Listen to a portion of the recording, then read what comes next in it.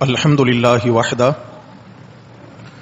والصلاة والسلام علی من لا نبی بعدہ لا نبی بعدہ ولا رسول بعدہ لا رسول بعدہ ولا معصوم بعدہ اما بعد فاعوذ باللہ من الشیطان الرجیم بسم اللہ الرحمن الرحیم انما يريد الله ليذهب عنكم الرجس اهل البيت ويطهركم تطهيرا الآية صدق الله ومن أصدق من الله قيلا اللهم صل على سيدنا ومولانا محمد وعلى آل سيدنا ومولانا محمد وبارك وسلم ثم سلم عليه. گرامی قدر سامعین حضرات محترم، نیا اسلامی سال سن 1448 ہجری شروع ہو چکا ہے. ماہ محرم الحرام اسلامی سال کا پہلا مہینہ ہوتا ہے اور اسی سے نئے اسلامی سال کا آغاز ہوتا ہے. ماہ محرم الحرام کے متعلق اللہ تبارک و تعالی نے قرآن مقدس کے اندر آج سے 14 صدیاں پہلے اس کا مقام، اس کی منزلت اور اس کا تقدس بتلا دیا ہے. 10واں پارہ ہے سورۃ التوبہ اور آیت نمبر 36 میں اللہ تعالیٰ فرماتے ہیں ان عدت الشہور عند اللہ 12 شہرا فی کتاب اللہ یوم خلق السماوات والارض. اللہ تعالیٰ فرماتے ہیں کہ جس دن ہم نے آسمان اور زمین بنائے تھے اسی دن سے ہم نے مہینوں کی تعداد 12 مقرر فرما دی تھی. پھر فرمایا منہا اربعۃ حرم، ان 12 میں سے 4 حرمت اور تقدس والے مہینے ہیں، احترام والے مہینے ہیں. ان میں سے ایک محرم الحرام ہے. تو میرے بھائیو، ایک مسئلہ تو یہ حل ہو گیا کہ محرم الحرام کو کسی خاص واقعہ کی وجہ سے مقام نہیں ملا. محرم الحرام کی شناخت نہ تو حضرت فاروق اعظم رضی اللہ عنہ کی شہادت کا دن ہے، نہ اس مہینہ کی شناخت واقعہ کربلا ہے، اور نہ ہی اس واقعہ کی شناخت کوئی اور خاص امر ہے. اللہ تعالیٰ فرماتے ہیں ہم نے اس کو تقدس بخشا. اور کب بخشا؟ ابھی آدم بھی نہیں بنے تھے، ابھی اولاد آدم کا آغاز بھی نہیں ہوا تھا. یوم خلق السماوات والارض، جس دن اللہ نے آسمان اور زمینیں بنائے. یعنی ایک طرف جہان کی پہلی اینٹ رکھی جا رہی ہے اور دوسری طرف محرم کو تقدس عطا کیا جا رہا ہے.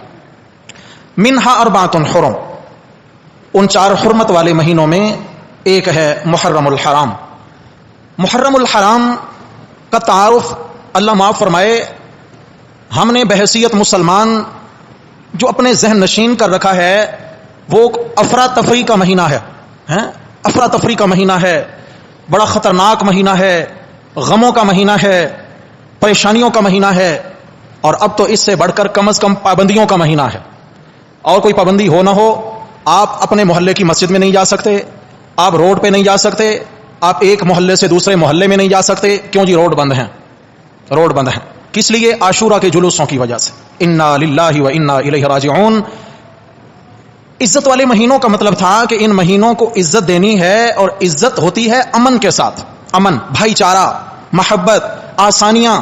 راستے بند کرنا نہ بھائی چارگی ہے، نہ آسانی ہے، نہ معاشرے کے اندر امن کا یہ رنگ ہوتا ہے.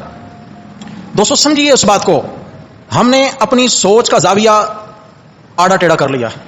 سوچ کا زاویہ درست کرنا ہوگا کہ محرم الحرام امن کا مہینہ ہے. کون سا؟ نہ غموں کا، نہ دکھوں کا، نہ لڑائیوں کا، نہ ماتم کا، نہ ہائے ہائے وائے وائے کا. کوئی کرتا ہے تو اس کا اپنا ایمان، اس کا اپنا ضمیر ہے، وہ جانے اس کی آخرت.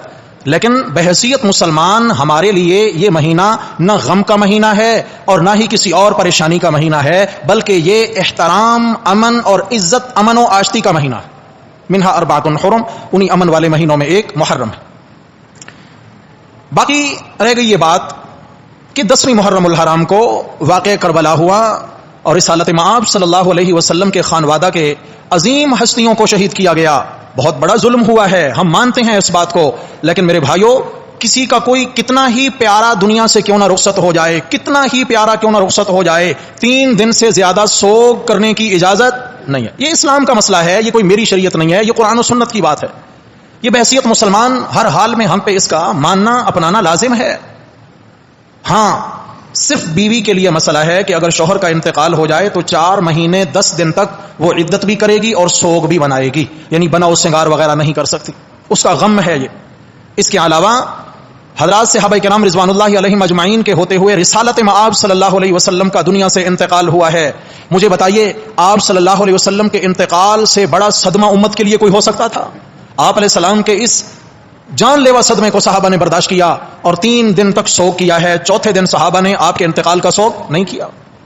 تو دوستو، محرم الحرام کے اندر اہل بیت اطہار کا ذکر کرنا یا دیگر مقدس ہستیوں کا ذکر کرنا، اہل بیت اطہار کا تذکرہ محرم کے مہینے کا محتاج نہیں ہے، اور محرم کا مہینہ کسی ہستی کا محتاج نہیں ہے۔ ان کا اپنے تئیں مقام ہے اور اس کا اپنے تئیں مقام ہے۔ اللہ تبارک و تعالیٰ نے قرآن مجید کی آیت میں جب یہ بات اشکارا فرما دی ہے کہ جس دن میں اللہ نے آسمان و زمین بنائے اس دن سے میں نے محرم کو عزت عطا فرما دی، اس دن سے ہی محرم قابل احترام ہو گیا، باوقار ہو گیا۔ باقی ایک جملہ ذہن نشین رکھیے گا، ہمارا یہ ایمان ہے دنوں میں جمعہ کا دن بہت مقدس ہے، اور اس طرح رمضان کا مہینہ بہت مقدس ہے، راتوں میں پھر شب جمعہ، ہر ہفتے میں شب جمعہ یہ بہت مقدس ہے، پھر تمام راتوں میں لیلۃ القدر بہت مقدس ہے۔ ایمان کی حالت میں نیکیاں کرنے والا مسلمان اگر ان دنوں یا ان راتوں میں انتقال کر جائے تو ان دنوں اور ان راتوں کے تقدس اور برکت کی وجہ سے اللہ اس کی موت کو مبارک بنا دیتے ہیں۔ ایمان والا شخص، پہلے ایمان شرط ہے۔ کوئی کافر اگر جمعہ کے دن مر جائے تو ہم کہیں جی بڑا اچھا دن ملا ہے، بھائی ملا پھر بھی جہنم کے لیے ہے۔ ابو جہل جمعہ کے دن قتل ہوا تھا، غزوہ بدر جمعہ کے دن ہے، 17 رمضان کو ہے، رمضان کا مہینہ ملا، جمعہ کا دن ملا، لیکن بخشش نہیں ملی، اس لیے کہ بھائیو ایمان شرط ہے۔ بولیے کیا چیز شرط ہے؟ ایمان شرط ہے۔ ایمان کی حالت میں جس کو یہ مبارک مہینے مل جائیں زہ قسمت۔ اب ذرا واپس آئیے، محرم کا مقام تو کائنات جس دن میرے رب نے بنائی اسی دن محرم کو اللہ نے عزت عطا فرما دی تھی۔ البتہ یکم محرم الحرام کو حضرت فاروق اعظم رضی اللہ تعالیٰ عنہ کی شہادت ہوتی ہے۔ اللہ تعالیٰ فاروق اعظم کی شہادت کو اس مقدس مہینے کی برکت سے اور 4 چاند لگا دیتے ہیں۔ 10ویں محرم الحرام کو اہل بیت اطہار کی شہادتیں ہوتی ہیں۔ واقعہ کربلا ہوتا ہے تو خیال رکھنا واقعہ کربلا کی وجہ سے محرم کو پہچان نہیں ملی، بلکہ محرم کی بابرکت گھڑیوں کی وجہ سے ان مقدس ہستیوں کی شہادت کو اللہ نے 4 چاند لگا دیے۔ سمجھ آ گئی ہے؟ یہ الگ بات ہے ہمارے ذہن میں خاکہ ایک ہی آ کے بیٹھ گیا اور ہم نے اسی کو ہی کل دین سمجھ لیا، اور نعرے لگ رہے ہوتے ہیں کہ اسلام زندہ ہوتا ہے ہر کربلا کے بعد۔ قتل حسین اصل میں مرگ یزید ہے، اسلام زندہ ہوتا ہے ہر کربلا کے بعد۔ مجھے بتائیے کیا کربلا سے پہلے اسلام نہیں تھا؟ رسول اللہ صلی اللہ علیہ وسلم نے جو 27 جنگیں خود لڑی ہیں اور 54 کے قریب جنگوں میں صحابہ کو بھیجا ہے اور فتوحات ہوئی ہیں، اور حضرت ابوبکر صدیق کے زمانہ کے اندر فتوحات ہیں، فاروق اعظم کے زمانہ میں آدھی دنیا تک اسلام پھیلا، حضرت عثمان کے زمانہ میں فتوحات ہوئی ہیں اور بعد میں فتوحات ہوتی رہیں حضرات صحابہ کرام کے زمانوں میں۔ مجھے بتلائیے کیا ان فتوحات کی وجہ سے اسلام زندہ نہیں ہوا؟ آپ صلی اللہ علیہ وسلم نے جب بدر میں 14 جنازے اٹھائے، احد میں 70 جنازے اٹھائے، اپنے چچا حضرت امیر حمزہ رضی اللہ تعالی عنہ کے بدن کے 13 ٹکڑے اٹھا کر میرے آقا علیہ السلام رو رہے ہیں، اور آپ علیہ السلام کہہ رہے ہیں لئن انا حییت لاقتلن به 70 من صنادید قریش، اگر میں اگلے سال تک زندہ رہا میرے رب نے مجھے موقع عطا فرمایا، اپنے اس چچا کے بدلے میں کفار کے 70 سردار قتل کروں گا۔ اللہ کے نبی نے قسم کھا لی ہے۔ مجھے بتائیے کیا میرے نبی کو اپنے چچا کے اس جدائی کا صدمہ کم تھا؟ اسلام زندہ نہیں ہوا؟ بولیے بھائی، یہ مت کہیے کہ اسلام زندہ ہوتا ہے ہر کربلا کے بعد، نہیں، یہ معاملہ نہیں ہے۔ ان شہادتوں کو عظمت ملی ہے اسلام کی چھاؤں میں آ کر، اسلام کی چھاؤں میں۔ یہ حضرات مسلمان تھے، میرے نبی کا خانوادہ تھا، میرے نبی کے گھر والے تھے، مومن تھے، آپ علیہ السلام کی آل و اولاد تھیں۔ ایمان کی برکت سے ان کی شہادتوں کو اللہ تعالیٰ نے 4 چاند لگا دیے، ایمان کی برکت سے۔ اللہ ہم سب کو ایمان کی دولت دیں اور اللہ تعالیٰ بوقت موت شہادت کا رتبہ نصیب فرمائے۔ اللہ اکبر، توجہ فرمائیے جی۔ ایک بات یقیناً ذہن نشین رہے کہ آپ صلی اللہ علیہ وسلم کے خانوادہ کا احترام ہر مسلمان پہ فرض ہے۔ آپ علیہ السلام کے اہل بیت اطہار کا احترام بولیے ہر مسلمان پر کیا ہے؟ فرض ہے۔ لیکن پہلے یہ سمجھ لیں اہل بیت ہیں کون؟ اہل بیت کا نعرہ لگانا، اہل بیت سے محبت کا دم بھرنا، یہ دعویٰ بہت آسان ہے، مگر پہلے حد بندی کرو کہ اہل بیت ہیں کون۔ عام کتابوں سے پوچھنے کے عادی نہیں ہے۔ رب کا قرآن کیا بتا رہا ہے؟ رب کا قرآن میرے سامنے 22واں پارہ، سورت کا نام سورت الاحزاب ہے اور سورہ احزاب کی آیت نمبر 22 ہے۔ اللہ تبارک و تعالی نے آیت نمبر 32 ہے، یہاں پر اہل بیت اطہار کا ذکر فرمایا۔ یہ پیچھے رکوع سے لے کر آیت نمبر 28 سے یا ایھا النبیو، میں الفاظ پڑھوں گا آپ کو بات سمجھ میں آئے گی۔ یا ایھا النبیو، اے نبی صلی اللہ علیہ وسلم، قل لازواجک، اپنی بیویوں سے کہہ دیجئے، قل لازواج، زوجہ کسے کہتے ہیں؟ بولو بیوی کو ازواج زوجہ کی جمع ہے. میرے پیغمبر اپنی ازواج سے کہہ دیجئے. کیا کہیے؟ تفصیل ہے آگے. پھر ازواج کا ذکر ہے. پھر آگے اگلی آیت میں آئے تو میرے رب نے پھر اعلان فرمایا یا نساء النبی، اے نبی کی گھر والیو، اے نبی کی بولو، اے نبی کی گھر والیو. پھر آگے چلے آیت نمبر 32 شروع ہو رہی ہے. پھر میرے رب فرما رہے ہیں یا نساء النبی، یا نساء النبی، اے نبی کی گھر والیو، نبی کی گھر والیو. پھر آگے چلے یہ ساری بات چلتے چلتے میرے رب نے فرمایا انما یرید اللہ لیذھب عنکم، جن سے پہلے اللہ بات کرتے آ رہے ہیں، اللہ چاہتے ہیں کہ تم سے اللہ تعالی گندگی کو دور رکھیں. عنکم، پیچھے بات کن کی چلتی آ رہی ہے؟ بس کہانی ختم. کس کی بات ہو رہی ہے بھائی؟ میرے نبی کی گھر والیوں کی، میرے نبی کی ازواج مطہرات کی، امہات المومنین کی. قرآن سے آنکھیں نہیں چرائی جا سکتی. یاد رکھیے قرآن کے حقائق پہ پردے نہیں ڈالے جا سکتے. اہل بیت اطہار سے ہمیں پیار ہے، ہمیں محبت ہے، ہماری جان بھی واری اہل بیت اطہار پہ. لیکن اہل بیت اطہار کون ہے؟ کم از کم اہل بیت اطہار کو پہلے سمجھیے. اہل بیت اطہار، اہل بیت کرام کے لیے الگ سے چار دیواری مت بنائیے کہ جن کو آپ کہیں جی یہی اہل بیت ہیں باقی کوئی نہیں. میں ان کو اہل بیت مانوں گا جنہیں رب کا قرآن اہل بیت کہے گا. کون کہے گا؟ رب کا قرآن کہے گا. اللہ فرماتے ہیں انما یرید اللہ لیذھب عنکم الرجس اہل البیت. 25 مرتبہ میرے نبی صلی اللہ علیہ وسلم کی گھر والیوں کا ذکر ہوا ہے ان آیات میں. کتنی مرتبہ؟ 25 مرتبہ ذکر ہوا ازواج مطہرات کا. یہ بات کہہ کر میرے رب نے فرمایا میں اللہ چاہتا ہوں کہ تم سے گندگی کو دور رکھوں. اہل البیت، اے نبی کی گھر والیوں. مانا کریں آپ، اے نبی کی اہل البیت، اے نبی کی گھر والیوں، اے نبی کی گھر والیوں. میں اللہ چاہتا ہوں کہ تم سے شرک کی، کفر کی، ہر قسم کی گندگی کو دور رکھوں اے نبی کی گھر والیوں. وَيُطَهِّرَكُمْ تَطْهِيرًا، اور تمہیں وہ پاک کرے، خوب پاک کرنا. مجھے بتائیے کیا نعرہ لگایا جاتا ہے کہ جی اہل بیت تو بس یہ 5 ہستیاں ہیں، 5 تن پاک. آپ صلی اللہ علیہ وسلم، حضرت علی المرتضیٰ، حضرت سیدہ فاطمہ، حضرت حسن، حضرت حسین رضی اللہ تعالی عنہم اجمعین، کہ یہی 5 ہستیاں اہل بیت ہیں. قرآن جنہیں اہل بیت کہے گا آپ ان کو اہل بیت سے نکالنے کی جرات کر سکتے ہیں؟ میں کر سکتا ہوں، کوئی اور کر سکتا ہے؟ نہیں کر سکتے. اب ذرا مسئلہ سمجھیے گا. توجہ ہے؟ میں اس لیے رک گیا تھا کہ آپ کی توجہ ہو.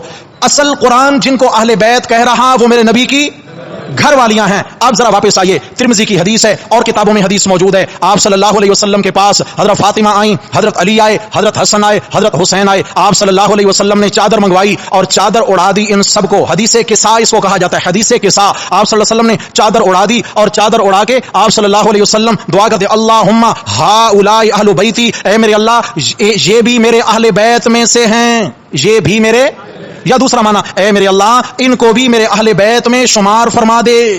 اللہم، اے اللہ ان چاروں کو بھی میرے اہل بیت میں کیا کر دے؟ شامل فرما دے، شمار فرما دے. اس حدیث نے آ کر مسئلہ حل فرما دیا کہ اصل اہل بیت میرے نبی کی گھر والیاں تھیں. ان 4 مقدس ہستیوں کو میرے نبی کی دعاؤں کی برکت سے اللہ نے اہل بیت میں شامل فرما دیا. کیا کر دیا؟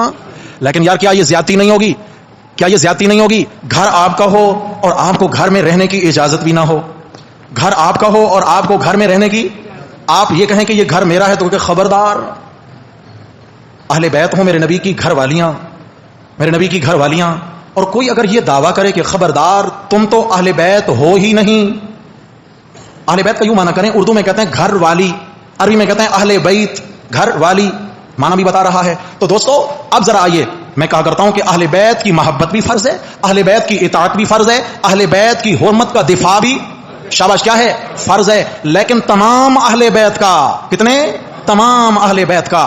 اس آیت کریمہ کے اندر ہمارے دوست بحث کرتے ہیں اور کہتے ہیں کہ نہیں جی اس سے مراد یہی 5 ہستیاں ہیں، یہی 5 ہستیاں ہیں، باقی کوئی اہل بیت نہیں ہے. تو ذرا اس آیت کو سمجھنے کی کوشش فرمائیے گا، دل دماغ حاضر. اللہ فرماتے ہیں انما یرید اللہ لیذھب عنکم الرجس، اللہ چاہتے ہیں کہ تم سے گندگی دور کریں، شرک اور کفر کی گندگی کیا کریں؟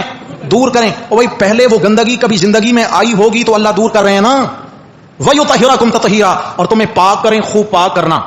آپ کا کیا ایمان ہے؟ نبی کریم صلی اللہ علیہ وسلم نے زندگی میں کبھی گناہ کیا؟ بولو بھائی، نہیں کیا. آپ علیہ السلام معصوم ہیں. بتوں کی پرستش، شرک والی گندگی، کفر والی گندگی کبھی میرے نبی کی زندگی کے قریب نہیں آئی. ایک مسئلہ حل ہو گیا. آپ صلی اللہ علیہ وسلم تو پیدائشی طور پہ معصوم اور پاکیزہ ہیں. جو پیدائشی معصوم ہو اسے گندگی دور کرنے کا مسئلہ سمجھ میں آتا نہیں ہے. نمبر 2، حضرت علی رضی اللہ تعالی عنہ 12 سال کی عمر کے بچے ہیں اور ایمان لے آئے. مجھے بتائیے 12 سال کی عمر کا بچہ کافر مشرک ہو سکتا ہے؟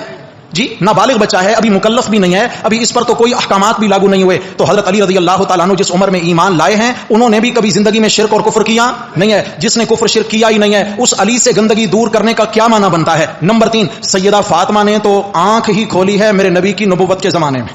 حضرت فاطمہ تو پیدا ہی ہوئی ہیں آپ صلی اللہ علیہ وسلم کے نبوت کے زمانہ میں، نہ شرک کا زمانہ دیکھا، نہ کفر کا زمانہ دیکھا، نہ بت پرستی کا زمانہ دیکھا. مجھے بتائیں حضرت فاطمہ جس نے شرک کفر کا زمانہ ہی نہیں دیکھا، ان سے کفر شرک کی گندگی دور کرنے کا معنی بن سکتا ہے؟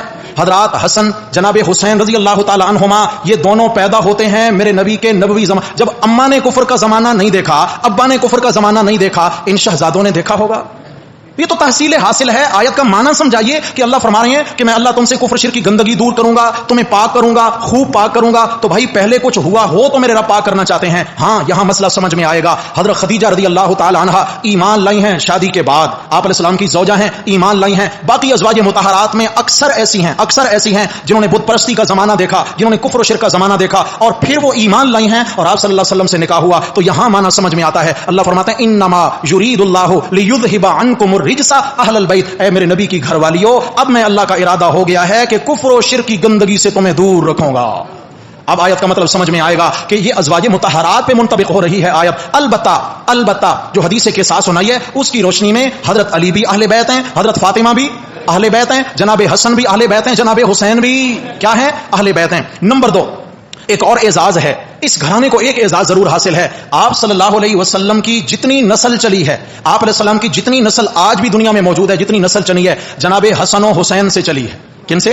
ان کی اولادیں ہیں حضرت فاطمہ، حضرت علی، ان کی اولادوں سے، ان کے نسب سے یہ سارا سلسلہ میرے نبی صلی اللہ علیہ وسلم کا چلا ہے. اور حضرت علی رضی اللہ تعالیٰ عنہ ان کو جو مقام عطا فرمایا، اللہ نے حضرت علی کو نجیب الطرفین بنایا. لفظ سمجھنا، نجیب الطرفین کہتے ہیں کہ جس کے والدین یعنی جو ددحالی طرف سے بھی مسلمان ہوں، ننہالی طرف سے بھی مسلمان ہوں. یعنی جنہوں نے ددحالی طرف سے، کیا مطلب ہے؟ ان کے ددحال میں تو میرے نبی صلی اللہ علیہ وسلم تشریف لائے ہیں، آپ علیہ السلام تشریف لائے. یہ نہیں کہہ رہا کہ ماں باپ کا مسلمان ہونا. نجیب الطرفین مطلب یہ ہے دونوں طرف سے، ان کے ددحال میں بھی اسلام کا غلغلہ، ان کے ننہال میں بھی اسلام کا غلغلہ. حضرت علی رضی اللہ تعالیٰ عنہ نجیب الطرفین ہے. یا پھر ایک معنی علماء نے یہ کیا کہ نجیب الطرفین کا مطلب ہے کہ والدین میں ماں باپ دونوں ہاشمی ہوں.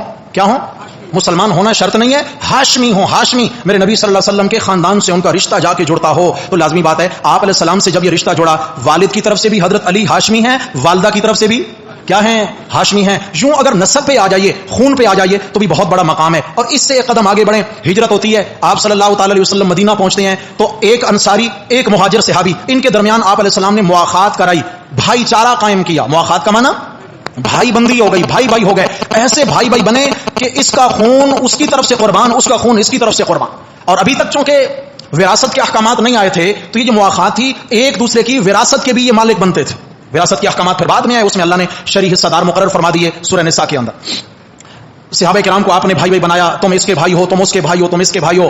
آخر میں بچے جناب علی المرتضی رضی اللہ تعالی عنہ. آپ علیہ السلام نے فرمایا یا علی انت اخی فی الدنیا والآخرہ. علی یہ تو صرف دنیا میں بھائی بھائی بنے ہیں، تو میرا دنیا میں بھی بھائی ہوگا، آخرت میں بھی میرا بھائی ہوگا. آخرت میں بھی کیا ہوگا؟ بھائی ہوگا. اس سے بڑا اور کیا مقام ہو سکتا ہے کہ میرے نبی صلی اللہ علیہ وسلم جس کو اپنا بھائی بنا لیں، بھائی بنا لیں. دوستو آپ صلی اللہ علیہ وسلم نے حضرت علی، دیکھیے اب آپ مسئلہ خوب سمجھیے، حضرت فاروق اعظم کے مقام کو بیان کرنے کا یہ مقصد نہیں ہے کہ ہم حضرت علی کے مقام کو گھٹاتے ہیں. حضرت امیر معاویہ کا مقام بیان کرنے کا یہ مقصد قطعاً نہیں ہے کہ حضرات اہل بیت اطہار سے ہمیں پیار نہیں ہے. نہیں، ہر گلیرا رنگ و بو دیگر است، ہر پھول کا رنگ اس کی خوشبو الگ الگ ہوتی ہے. حضرت فاروق اعظم کا الگ رتبہ ہے، صدیق اکبر کا الگ رتبہ ہے، عثمان غنی کا الگ مقام ہے، علی حیدر قرار کا الگ مقام ہے. حضرت علی رضی اللہ تعالیٰ عنہ کے بارے آپ علیہ السلام نے فرمایا، ترمذی میں حدیث ہے، لا يحب علی منافق ولا يبغضه مؤمن. آپ علیہ السلام نے کرائٹیریا قائم کر دیا، آپ نے ایک ضابطہ اور قانون بنا دیا، حد بندی مقرر فرما دی. آپ نے فرمایا یہ لیبارٹری ہے، اس میں چیک کرنا کوئی منافق علی سے پیار نہیں کر سکتا اور کوئی مومن علی سے بغض نہیں رکھ سکتا.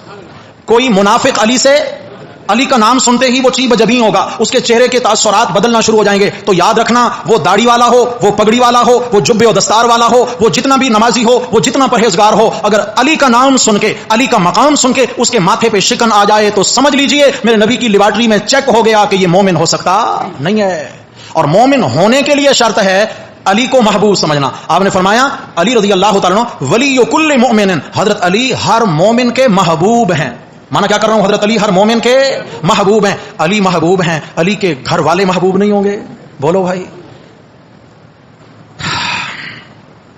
شبہ ہو جاتا ہے کہ پتہ نہیں حضرات حسنین کریمین کی بات نہیں کرتے ہیں، کم کرتے ہیں.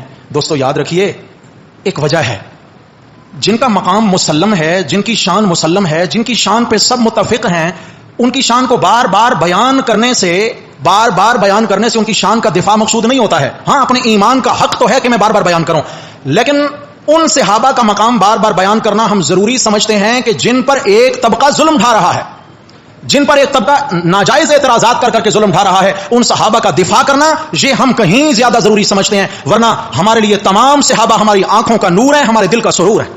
حضرت علی رضی اللہ تعالیٰ عنہ کے گھر والے حضرت سیدہ فاطمہ رضی اللہ تعالی عنہا, آپ علیہ السلام نے فرمایا فاطمہ تو بضعۃ منی فمن اغضبها اغضبنی, فاطمہ میرے جگر کا ٹکڑا ہے, جس نے فاطمہ کو ناراض کر دیا اس نے میں پیغمبر کو ناراض کر دیا. جس سے فاطمہ ناراض اس سے اللہ کے نبی, اور جس سے نبی ناراض اس سے رب ناراض. اس سے میرے بھائیوں ہم تو اہل بیت اطہار کی جوتیوں کے غلام ہیں, تمام صحابہ کی جوتیوں کے غلام ہیں. جس پر میرے نبی کا رنگ چڑھا ان سب کے غلام ہیں. کیا ہیں ان سب کا دفاع ہمارا ایمان ہے, ان سب کا دفاع کرنا ہم فرض سمجھتے ہیں. آپ صلی اللہ تعالی علیہ وسلم نے خود فرمایا تھا, آپ علیہ السلام نے خود مقام بیان فرمایا, حضرت جناب حسن جناب حسین رضی اللہ تعالی عنہما کے متعلق آپ علیہ السلام نے فرمایا الحسن والحسین سیدا شباب اہل الجنہ, سیدا شباب اہل الجنہ. حضرت حسن حضرت حسین جنتی نوجوانوں کے سردار ہوں گے. کیا ہوں گے بھائی؟ جو سردار ہوگا وہ جنتی ہوگا یا نہیں ہوگا؟ جو جنتی نوجوانوں کا سردار ہے تو اس کے جنتی ہونے میں کوئی شک. لیکن بات یہاں تک نہیں ہے, حدیث کا اگلا حصہ سنائیے, دوسری حدیث بھی سنائیے لوگوں کو. ترمذی کی حدیث ہے, آپ صلی اللہ علیہ وسلم نے فرمایا ابو بکر و عمر سیدا کہول اہل الجنہ, ابو بکر عمر جنتی بزرگوں کے سردار ہوں گے. ابو بکر عمر کن کے جنتی بزرگ بولیں بھائی, کن کے سردار ہوں گے؟ جنتی بزرگوں کے. یعنی 40 سال کی عمر سے جو آگے نکل گیا یہ کون ہے؟ بزرگ ہے. اور ماشاءاللہ ایمان بھی نصیب رہا تو زہ قسمت نور علی نور ہے. آپ علیہ السلام نے فرمایا, جامع ترمذی کی روایت ہے, ابو بکر و عمر سیدا کہول اہل الجنہ, ابو بکر و عمر جنتی بزرگوں کے بزرگ. ایسا بولتے ہیں, دیکھیں ہیں کیا یہ سرداری میں, اس سرداری پہ ناز نہیں ہے کہ آگے آگے ابو بکر و عمر ہوں گے, پیچھے پیچھے ہم سب ہوں گے؟ ہاں اس پہ ناز کیوں نہ کریں ہم؟ ابو بکر و عمر کی سرداری پہ ہمیں ناز ہے. آپ نے فرمایا, پھر سمجھیے حدیث, ابو بکر عمر جنتی بزرگوں کے سردار ہیں. آپ نے فرمایا من الاولین والآخرین, صرف اس امت کے نہیں, من الاولین والآخرین, آدم علیہ السلام کی امت کے بزرگوں سے لے کر محمد الرسول اللہ کی امت کے آخری ایمان والے سفید ریش تک سب کے ابو بکر و عمر جنت میں امام ہوں گے. کیا ہوں گے؟ من الاولین والآخرین. ایک جملہ فرما دیا, الا النبیین, ماں سوائے نبیوں کے. ابو بکر و عمر کا جتنا مقام بلند ہو جائے نبیوں کے برابر ہو سکتا. آپ ناراض تو نہیں ہو جائیں گے؟ ابو بکر و عمر کا مقام نبیوں کے برابر, سارے بولیں. اور جو کہے حضرت علی کا مقام نبیوں سے زیادہ ہے وہ مسلمان ہو سکتا ہے؟ یاد رکھیے یہ انبیاء کرام کی توہین ہے, یہ انبیاء کرام کی توہین ہے. ببانگ دول سوشل میڈیا پہ ویڈیوز موجود ہیں, رات دن یہ راگ الاپے جاتے ہیں کہ ہم حضرت علی کو نبیوں کے برابر نہیں کہتے, ہم حضرت علی کو نبیوں سے افضل مانتے ہیں. اور ہمارا یہ ایمان ہے. مرزا قادیانی نے صرف یہ دعویٰ کیا تھا کہ میں آپ صلی اللہ تعالی علیہ وسلم کے زیر سایہ نبیوں, کسی نبی بنی اسرائیل کے برابر بھی نہیں ہوں, کسی پہلے پیغمبر کے برابر بھی نہیں ہوں, آپ صلی اللہ علیہ وسلم کے زیر سایہ نبیوں. امت کے فتووں کی مشینوں کے منہ کھلے یا نہ کھلے, اور کھلنے بھی چاہیے. آپ صلی اللہ علیہ وسلم آخری نبی ہیں, آپ کے بعد کوئی نیا آنے والا نبی نہیں ہو سکتا. وہ جھوٹا ہے, وہ مکار ہے, وہ دجال ہے, وہ کذاب ہے, وہ خائن ہے, وہ دھوکہ باز ہے, وہ نبی نہیں ہو سکتا, وہ مسلمان بھی نہیں ہو سکتا. جو یہ دعویٰ کرے کہ میں بتبع نبی ہوں, میں ذلی نبی ہوں, اور جو کہے کہ حضرت علی سارے نبیوں سے افضل ہیں, اس کے کفر کے درجات کا حساب آپ لگا پائیں گے؟ جی سبھی مجھ سے کہتے ہیں کہ نیچی رکھ نگاہ اپنی, کوئی ان سے نہیں کہتا نہ نکلو یوں عیاں ہو کر. ذرا اپنے گھر میں بھی نظر کیجئے, ذرا اپنی طرف بھی دیکھیے, اپنے گریبان میں جھانکیے کہ ہاں جناب آپ نے انبیاء علیہ الصلوۃ والسلام کی عزت پہ ڈاکہ ڈالا ہے. آپ علیہ السلام نے 1400 برس پہلے فرما دیا تھا ابو بکر و عمر آدم سے لے کر میری امت کے تمام ایمان والے بزرگوں کے سردار ہوں گے, من الاولین والآخرین الا النبیین. لیکن ابو بکر و عمر کسی نبی کے برابر نہیں ہو سکتے, ابو بکر و عمر کسی نبی کے برابر نہیں ہو سکتے. رب کعبہ کی قسم حضرت علی و عثمان بھی کسی نبی کے برابر نہیں ہو سکتے, نہیں ہو سکتے. اپنا ایمان بچائیے نوجوانوں, خدا کا واسطہ دیتا ہوں, ہر چمکتی چیز سونا نہیں ہوتی. اہل بیت کا نام سن کر یہ ہوا وہ ہوا, سوشل میڈیا پہ کیا سے کیا راگ الاپے جاتے ہیں, صحابہ کرام پہ کیچڑ اچھالا جاتا ہے. خدا کا واسطہ دیتا ہوں, رب کا قرآن سیکھو, رب کے قرآن کی مجلس میں آؤ, رب کے قرآن کے دروس کی مجلس میں آؤ, ایمان بچے گا انشاءاللہ تعالی, ایمان بچے گا. سوشل میڈیا سے دین نہیں ملے گا, گوگل میاں سے دین نہیں ملے گا. آپ کہیں ہم خود گوگل سے ریسرچ کریں گے اور وہاں سے ہمیں دین مل جائے گا, نہیں ملے گا میرے بھائیوں. یہ ایک جنگل ہے, اس سے گمراہی پھیلتی ہے. ایمان کے لیے قرآن و سنت ہمیں کافی ہے, قرآن و سنت کافی. آئیے, محرم کا مبارک مہینہ ہے, میں پھر وہی جملہ بار بار دہراؤں گا کہ تمام صحابہ کرام کی محبت بھی ہم پہ فرض ہے, ان کا دفاع بھی ہم پہ فرض ہے. اہل بیت اطہار کی محبت بھی فرض ہے, ان کا دفاع بھی فرض ہے, ان کا دفاع بھی فرض ہے. فرق کرنے والوں نے کتابیں لکھ ماری ہیں, ہاں فرق کرنے والوں نے بڑی بڑی کتابیں لکھی ہیں, اور کتاب کا پتہ نام کیا رکھا؟ گھر والے در والے. کیا نام رکھا؟ گھر والے اور در والے. یعنی اہل بیت میرے نبی کے گھر والے, صحابہ در والے. گھر والوں کو لے کر کیچڑ اچھالا جا رہا ہے در والوں پر. قربان جو وہ در والے جن کے بارے خدا کا قرآن کہتا ہے اذا جاءک الذین یؤمنون بآیاتنا فقل سلام علیکم کتب ربکم علی نفسہ الرحمہ. میرے پیغمبر جب یہ در والے آئے نا آپ کے در پہ, اذا جاءک الذین, جب یہ آپ کے در پہ آئے کون بولیے صحابہ کرام, جب یہ در والے آپ کے در پہ آئے میرے پیغمبر ان در والوں سے مجھے اتنا پیار ہے اب خود اٹھ کے ان کو میں اللہ کا سلام کہہ دیا کریں. فقل سلام علیکم کتب ربکم علی نفسہ الرحمہ. مجھے بتائیے ان کے بیچ میں کوئی رکھنا ڈالنے کی جرات کر سکتا ہے؟ یہ گھر والے اور در والے, یہ بیچ میں حد فاصل کس کی جرات ہے قائم کرنا؟ ہاں کرنے والے کوششیں کریں گے, لیکن انشاءاللہ اہل بیت کے دیوانے, صحابہ کے دیوانے, ان کو اپنے ایمان کی کسوٹی ماننے والے جب تک زندہ ہیں انشاءاللہ دفاع کرتے رہیں, انشاءاللہ دفاع کرتے رہیں گے. تو حضرات محترم, اس محرم کے مہینہ میں ہمیں کرنا کیا ہے اور نہ کرنا کیا ہے؟ کرنے کے لیے تو سیدھی سی ایک بات ہے, میرے رب نے فرمایا لا تظلموا فیہن, ان حرمت والے مہینوں میں ظلم نہ کرو. کیا نہ کرو؟ ہر گناہ ظلم ہے. کیا ہے؟ ہر نافرمانی ظلم ہے. اللہ کو ناراض کرنا ظلم ہے. یعنی گناہوں سے توبہ کرو, اللہ سے تعلق جوڑو, ایمان بناؤ, اپنے اسلام میں غور کرو کہ ہمارا اسلام کیسا ہے. ان مبارک مہینوں کے اندر اپنی اصلاح کی کوشش کرو. نمبر 1. نمبر 2, آپ صلی اللہ علیہ وسلم نے جو کرنے کا کام بتلایا محرم کے مہینے میں, ایک کام بتلایا ہے, صرف کوئی اور کام نہیں ہے, وہ ہے کہ یوم عاشور کو روزہ رکھو. کیا کرو؟ 10ویں محرم الحرام کو کیا کریں؟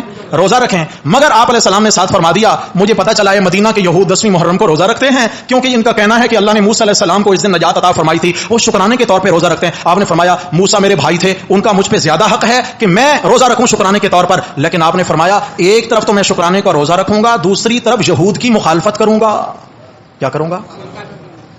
بھلا یہودی کوئی شراب پی رہے ہیں, یہودی کوئی بدکاری کر رہے ہیں, یہودی کوئی سود کا لین دین اس دن کرتے ہیں, یہودی کوئی اور کوئی ظلم اٹھاتے ہیں, یہودی رکھتے ہیں تو روزہ 10ویں محرم کو. اللہ کے نبی یہ کیا بات ہو یہود کی مخالفت؟ آپ علیہ السلام نے بتلا دیا کہ 10ویں کے ساتھ ہم یا 9ویں کا روزہ ملائیں گے یا 11 محرم کا روزہ ملائیں گے. ہم ایک نہیں 2 روزے رکھ کر بتلائیں گے کہ مسلمان عبادات میں بھی یہود کی مشابہت نہیں کرتا, مسلمان اللہ کی عبادت میں بھی یہود کی مشابہت. بولو, ہم کالے کپڑے پہن کے کفار کی مشابہت کر لیتے ہیں, چلتا ہے, کوئی حرج نہیں ہے. گاڑیوں میں, آٹوز میں, گھروں میں, دکانوں پہ نوحے لگا کے ہم مشابہت کر لیں, اتنا تو چلتا ہے جی, کوئی حرج نہیں ہے. اچھا اس سے تھوڑا آگے بڑھے, نیاز حلیم کی دیگیں کھڑکا کے, اتنا تو چلتا ہے کم از کم, ہم اتنا تو کرنے کا حق رکھتے ہیں. ایمان سے بتلائیے یہ کفار سے مشابہت ہے یا نہیں؟ سارے بولیے, ہے یا نہیں ہے؟ تو میرے آقا علیہ السلام نے فرمایا, حدیث سنیے, من تشبہ بقوم فہو منہم, جو کسی قوم کی مشابہت اختیار کرے گا دن قیامت کی اللہ قبر سے اٹھا کے انہی کی صف میں کھڑا فرما دیں گے. اگر دن قیامت کی اللہ ہمیں کالوں کی صف میں کھڑا کر دے, یہود کی صف میں کھڑا کر دے, مجھے بتائیں ہے کوئی بچانے والا؟ ہے کوئی نجات کی سبیل اور راستہ؟ اس لیے آج تہیہ کیجئے, انشاءاللہ غیرت مند مسلمان بنیں گے انشاءاللہ. کون سے غیرت مند, جرت مند سنی مسلمان بنیں گے, صحابہ والے بنیں گے, اہل بیت والے بنیں گے انشاءاللہ. کوئی بھی لایانی کام نہیں کریں گے.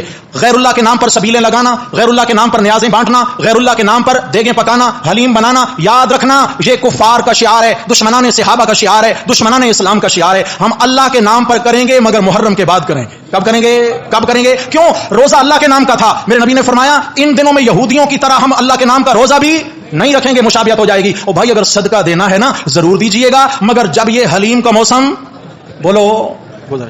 کئی سارے ہمارے دوست پوچھتے ہیں, ہم یار دوست مل کے حلیم بنانا چاہتے ہیں جی, اب کوئی حرج تو نہیں ہے. میرے پیارو ان دنوں میں ضرور حرج ہے. غیروں کی نقالی سے بچو, غیروں کی مشابہت سے بچو, اپنے ایمان کو کھنگالتے اور ٹٹولتے رہا کریں. ایمان بچ گیا نا, رب کعبہ کی قسم آپ جیت گئے. ایمان بچا کے قبر تک چلے گئے, آپ جیت گئے, آپ کی جیت ہو گئی ہے. اور تو اعمال ہے نہیں, کم از کم اللہ تعالیٰ ایمان کی یہ غیرت, یہ جرت نصیب فرما دے. الحمدللہ بولیے الحمدللہ. ہمت کریں گے سارے احباب انشاءاللہ, ہمت کریں گے سارے ساتھی انشاءاللہ. نہ حرام کھلائیں گے, نہ حرام کھائیں گے, نہ حرام پلائیں گے, نہ حرام پیئیں گے, اور نہ ہی کالا لباس پہن کے غیروں کی مشابہت اختیار کریں گے. زندگی رہی انشاءاللہ اس پہ بات ہوگی. میرا سفر ہے, صحت ٹھیک نہیں ہے, آئندہ جمعہ شاید ہماری ملاقات نہ ہو, اس سے اگلے جمعہ کوشش ہوگی انشاءاللہ ملاقات ہوگی. آپ احباب نے یہی سبق یاد رکھنا ہے, اسی سبق کو یاد کرتے رہنا ہے انشاءاللہ تعالی. اللہ تعالی ہمارے ایمان کی حفاظت فرمائیں گے, اور آپ نے میری صحت کے لیے بھی دعا کرنی ہے. اللہ راضی ہوں. اقول قولی ھذا استغفر اللہ.